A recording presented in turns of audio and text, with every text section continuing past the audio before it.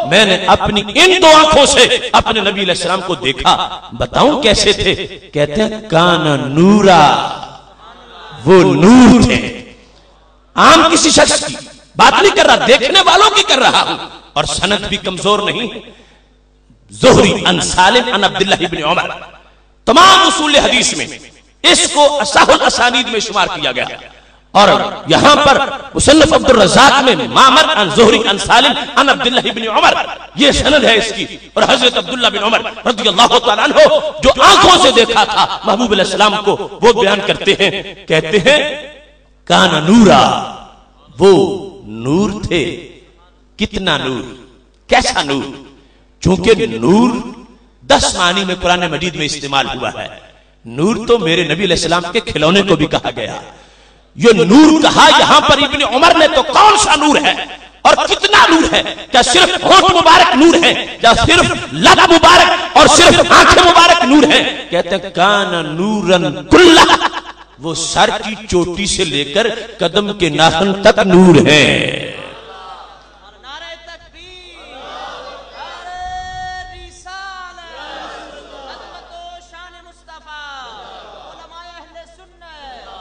اگلا جملہ بولا، اگلا جملہ بولا تو مکمل عقیدہ واضح کر دیا۔ نور کون سا؟ کہتے ہیں بل نورم من نور اللہ، وہ اللہ کے نور سے نور، وہ نور ہے، کل نور ہے، اللہ کے نور سے نور ہیں۔ یہ صحابہ کرام علیہم رضوان جو دیکھنے والے ہیں، انہیں کون کہے گا کہ ہم جیسے ہیں، انہیں ہم جیسا باقی مانو؟ نہیں نہیں، ان کے سامنے کی بات ہے۔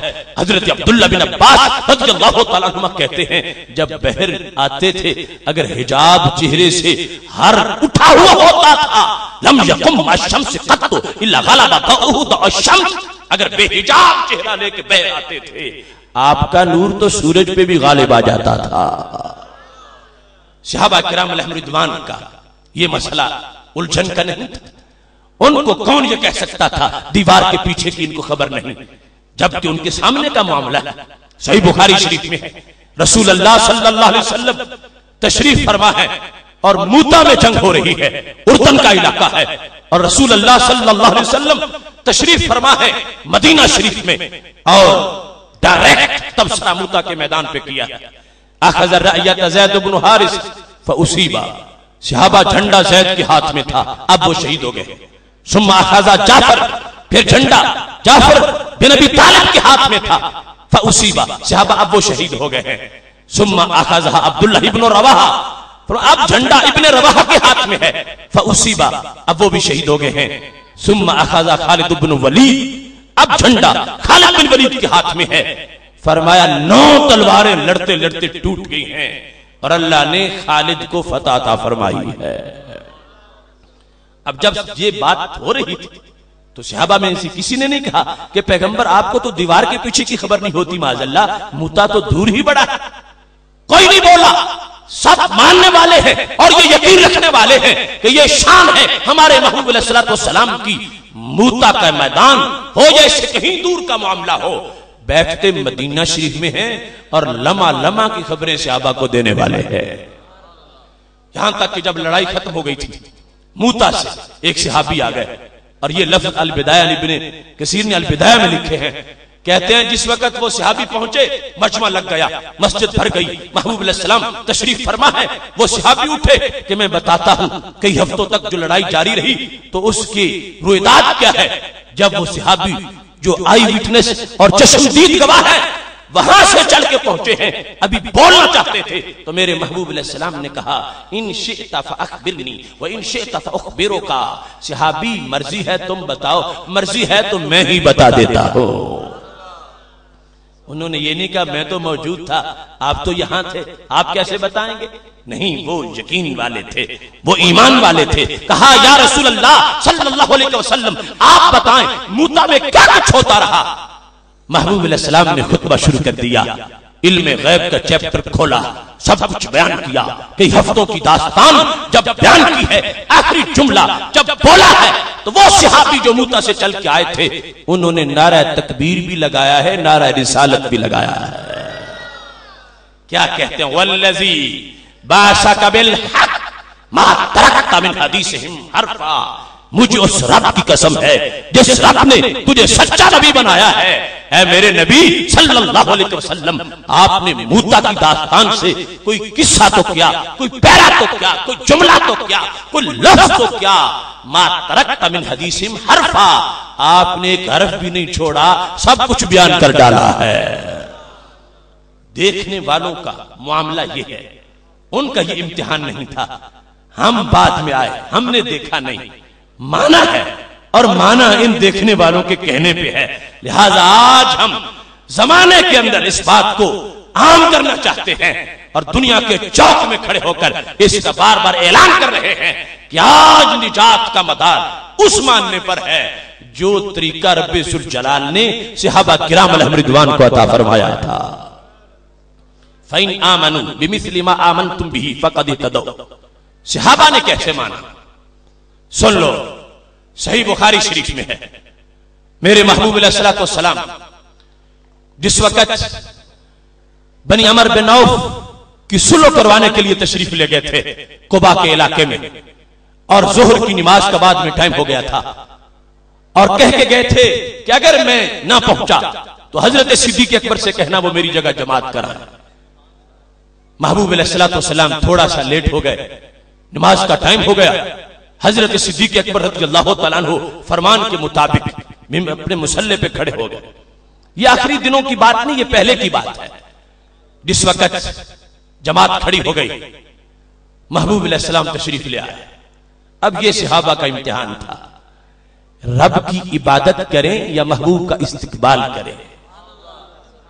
सहाबा ने नमाज के अंदर फैसला कर लिया, रब की बंदगी भी करेंगे, नबी का इस्तिकबाल भी करेंगे। ये कैसे हो सकता है? सारे रसूलों के तो इमाम हो और उम्मत के पीछे आखिरी साफ में खड़े हो जाए, ये हमसे बर्दाश्त नहीं होता। नमाज पढ़ने के दौरान सहाबा ने फैसला कर लिया, लिहाजा हाथ पे हाथ मार के दस्तक दी। आखिरी सफ वालों ने आवाज पैदा की ताकि महबूब अगली सफ में चले जाएं, और उन्होंने आवाज पैदा की ताकि सहाबा को पता चल जाए कि नबी अलैहिस्सलाम तशरीफ ले आए हैं और रास्ता बनता जाए। नमाज पढ़ी जा रही है, रास्ता बनाया जा रहा है। क्यों? अदब के लिए, ताज़ीम के लिए, इहतराम के लिए। और क्या मर्तबा है उस अजीम इमाम का जिसको खुद नबी अलैहिस्सलाम ने अपने मुसल्ले पे खड़ा किया है। जब रसूल अल्लाह सल्लल्लाहु अलैहि वसल्लम पहली सफ में पहुंचे हैं तो इमाम ने भी ताज़ीम करना शुरू कर दी है। चलते चलते सफ में वापस आ गए। रसूल अल्लाह सल्लल्लाहु अलैहि वसल्लम फरमाते रहे, अबू बकर खड़े रहो, जमात कराते रहो, मगर वो पीछे आ गए। जमात हो गई। जब सलाम फेरा, रसूल अल्लाह सल्लल्लाहु अलैहि वसल्लम ने पूछा, अबू बकर मैंने तुझे कहा था कि तुम जमात कराओ, तो पीछे क्यों हटाए थे? कहने लगे, मा काना यंबगी लिब्न अबी कुहाफा अन युसल्लिया बैन यदै रसूलिल्लाह सल्लल्लाहु अलैहि वसल्लम। फरमाया, अबू बकर को कब हक पहुंचता था कि तुम्हारे आगे खड़ा होकर नमाज पढ़े? ये किसी तरह जायज था मेरे लिए? महबूब, मैं इसलिए पीछे हट गया हूं कि मैं आपकी तरफ अपनी पीठ नहीं करना चाहता था। ये अदब था, ताज़ीम थी जिसने मुझे मजबूर किया है। मैं मुसल्ले से पीछे हट आया हूं ताकि महबूब आप खुद हमें जमात कराएं। सहाबा के मानने का अंदाज क्या साबित हुआ? मा काना यंबगी लिब्न अबी कुहाफा, फरमाया इब्न अबी कुहाफा के लिए जायज नहीं। वो सिद्दीक़ अकबर रज़ियल्लाहु तआला अन्हु अंबिया किराम अलैहिस्सलाम के बाद वो मखलूकात के अंदर अफजल तरीन फर्द, वो तो ये नहीं कहते कि कोई बात नहीं, मैं भी उन जैसा हूं, वो मेरे जैसे हैं, मैं आगे खड़ा रहूं, वो पीछे नमाज पढ़ते रहे। आज क्या पिद्दी का शोरबा नबूवत के साथ बराबरी के दावे किए जा रहे हैं। हजरत सिद्दीक़ अकबर रज़ियल्लाहु तआला अन्हु कहने लगे, मेरे लिए जायज नहीं है कि मैं यहां खड़ा होकर नमाज पढ़ूं, मैं पीछे हट गया हूं नमाज के अंदर नबी की ताज़ीम करते हुए। मोहतरम सामिन हज़रात, बात बड़ी काबिल गौर है। कहां वो ख्याल और वो यकीन जो कहा जाए कि नमाज में अगर नबी अलैहिस्सलाम का ख्याल आ जाए तो वो ख्याल जायज नहीं है कि ताज़ीम से आएगा। सहाबा किराम अलैहिम रिदवान ताज़ीम से सब कुछ कर रहे हैं। ताज़ीम की नियत है, रास्ता बनाया है। ताज़ीम की नियत है कि रसूल अल्लाह सल्लल्लाहु अलैहि वसल्लम के लिए हजरत सिद्दीक़ अकबर रज़ियल्लाहु तआला अन्हु ने मुसल्ला छोड़ा है। पता चला नमाज के अंदर ताज़ीम नबी یہ بعد کا گھڑا ہوا عقیدہ نہیں، یہ تو صحابہ سے پڑا ہوا عقیدہ ہے۔ انداز کتنا عجیب ہے صحابہ کرام علیہم رضوان کے یقین کا۔ بخاری شریف میں ہے جس وقت سید عالم نور مجسم شفیع معظم صلی اللہ علیہ وسلم حدیبیہ میں تشریف فرما ہے، عروہ بن مسعود آ گئے، آ کے انہوں نے دیکھا کہ صحابہ کرام علیہم رضوان بیٹھے ہیں، اپنے نبی کو کیا سمجھتے ہیں، کیا حقیقت، کیا ایمان ہے، کتنی عقیدت ہے۔ عروہ بن مسعود وہاں رہنے کے بعد جاسوس بھی تھے اور سفیر بھی قریش کے تھے، جب واپس پہنچے کہنے لگے وفدت علی الملوک وفدت علی کیسر وکسرا والنجاشی واللہ ان رأیت مالکا یعظم اصحابہ ما یعظم اصحاب محمدن صلی اللہ علیہ وسلم۔ قریش میں کیسر کے پاس بھی گیا تھا، میں کسرا کے پاس بھی گیا تھا، میں نجاشی کے پاس بھی گیا تھا، مگر مجھے رب کی قسم ہے میں نے آج تک وہ نظارہ کہیں نہیں دیکھا جو نظارہ حدیبیہ میں دیکھ کے آیا ہوں۔ اتنا جہاں دیدہ انسان، سب کچھ دیکھا اور پھر یہاں بھی پہنچے۔ انالیسس کتنا جامع ہے، بادشاہوں کے درباروں کا بھی مشاہدہ کیا اور ایک محبوب کے دیوانوں کا جو انداز ہے وہ بھی دیکھا۔ قریش مکہ کو کہنے لگے مجھے آج تک کسی بادشاہ کے دربار میں وہ منظر نظر نہیں آیا جو منظر مجھے حدیبیہ میں نظر آیا ہے۔ صحابہ کرام علیہم رضوان کا انداز، اس کو ایک غیر مسلم کٹر مشرک نے جب دیکھا، جا کے دوسرے مشرکوں کو بتایا کیا ہے، کہنے لگے بادشاہوں کے ماننے والے اور ہوتے ہیں اور پیغمبر کی عاشق اور ہوتے ہیں۔ قریش حیران تھے، تجھے کسرا کے سونے کی کرسیوں سے تو کوئی اثر نہیں ہوا، پھر بھی تم سلامت واپس لوٹے ہو، تمہیں کیسر کے دربار کے قیمتی قالین دیکھ کر تو کچھ نہیں ہوا، تم پھر بھی ہمارے ترجمان تھے، اور تم نجاشی کے گارڈ آف آنر کو دیکھ کر بھی ہمارے ہی رہے، مگر آج تم لگتا ہے دل دے کے آ گئے ہو، باتیں ان کی کرتے ہو، بتاؤ تو صحیح کیا تم نے دیکھا جو تمہیں دنیا میں اور کہیں نظر نہیں آیا۔ کہنے لگے ان رأیت مالکا یعظم اصحابہ ما یعظم اصحاب محمدن صلی اللہ علیہ وسلم۔